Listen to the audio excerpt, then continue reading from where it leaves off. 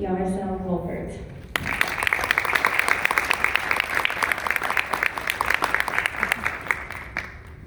Thank you.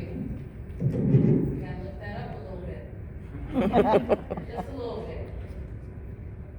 So I'm actually really honored to be here today for several reasons.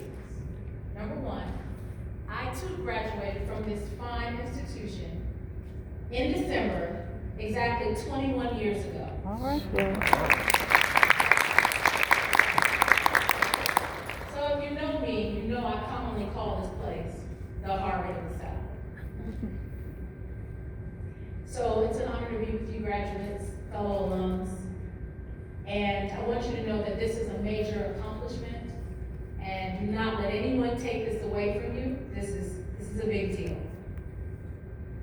You're actually going to be surprised how many doors will open up because of this degree. But tonight I want to take you back to English 101. Actually, I'm going to take you back to grade school English. We're going to talk about elements of a story. And I'm sure you remember those things: who, what, when, where, why. And all of these things help you to understand a story. But tonight the story is about you. And the beauty of this story is that you not only are the main character, but you are the author of this story. So, for example, this chapter for you could be new beginnings, or some of you, what the heck am I going to do now? Where am I going to go? Some of you, sad endings.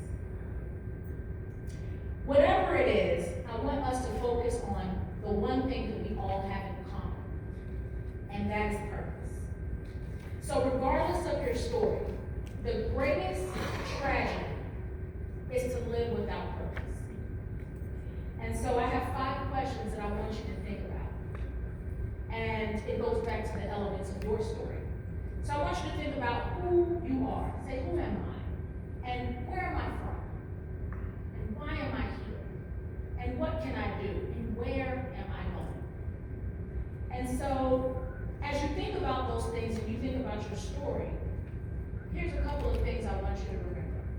Success and failure, actually, it's not about luck. It's all predictable. And the beauty of being the best-selling author of your story is that you have the power to change your story.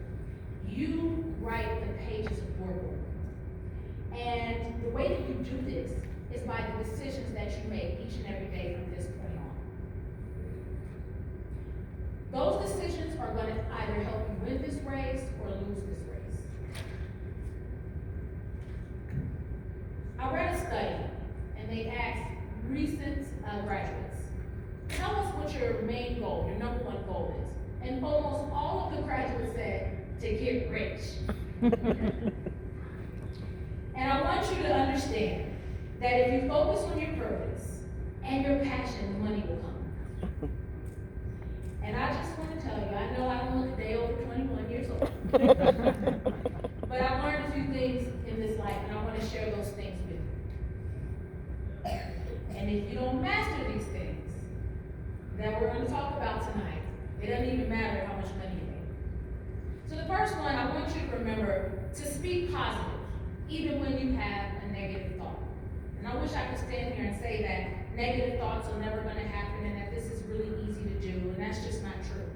But you get to decide if those thoughts show up in your story. You get to write your story.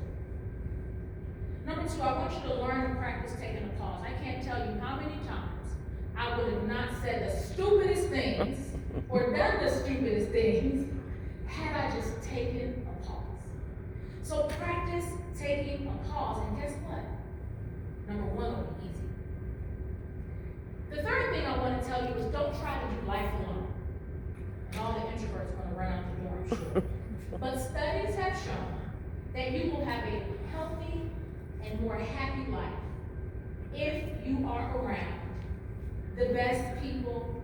Good, healthy relationships will either bring you your greatest joy or your greatest pain.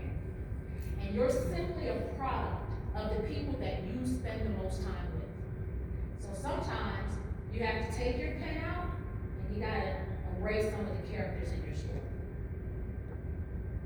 choose your friends wisely. The fourth thing I want to tell you is to take care of your physical body. I feel like I'm an expert in this because my degree is physical education from this fine institution. Be careful what you eat, and remember that your body was actually created to move. Now, I do need to get back on my workout regimen, so I'm also talking to myself at this one. But it doesn't matter how much money you make if you do not have the health to have a good quality of life. The fifth thing I want to tell you is learn to manage your money well. And for some of you, you have a very solid foundation in this. Money was the talk at your table at dinner.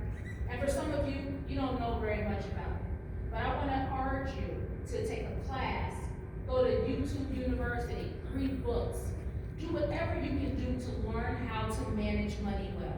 It will make all the difference in your life. The next thing I want to tell you is to recognize your special gifts. What makes you so amazing is who you are.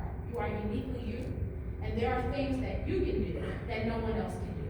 And guess what? You may not know about what that is until chapter 7 of your story, but I want you to be relentless in figuring out what those things are. Don't be afraid to ask for help. I love this quote by St. Vincent de Paul. Humility is nothing but truth, and pride is nothing but lying. Don't be afraid to learn something new. Humility is virtue. Number 8, trust your gut. Each of us have intuition. And I want you to learn to listen to your inner voice and trust your inner voice. And go with your gut. Go with your first mind. My mom used to always tell me, and boy, I cannot tell you how many times I wish I would have went with my first one. The next thing I want to tell you is don't be afraid of the hard work. Contrary to popular belief, all shortcuts lead to a dead end. And it's your consistency that's going to take you places. It's your consistency that will allow you to pass all the other people. There are going to be people who are going to be smarter than you. There are always going to be people that look better than you. There are always going to be people who are have more education, whatever the case is. But it's your consistency, it's your diligence, and your commitment that will make you great. Now, I just want you to understand this as well. Because sometimes, let's go back to number 1, those negative thoughts in our head make us feel like we're not worthy. But you're just as valuable as any other person. And learn to work efficiently, but learn to work.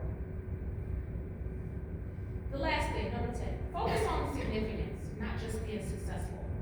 You actually were created to win.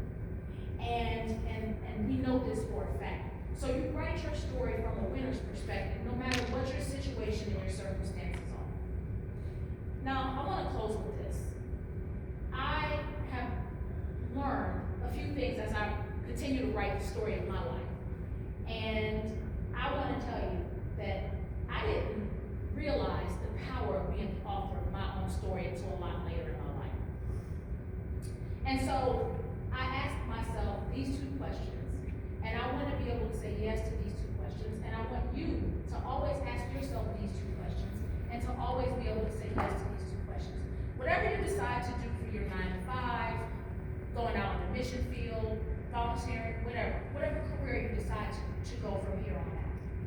When you go into that place, in the morning, turn on your computer, whatever you're going to do, you need to be able to say, yes, this is the thing that I love to do, without a doubt.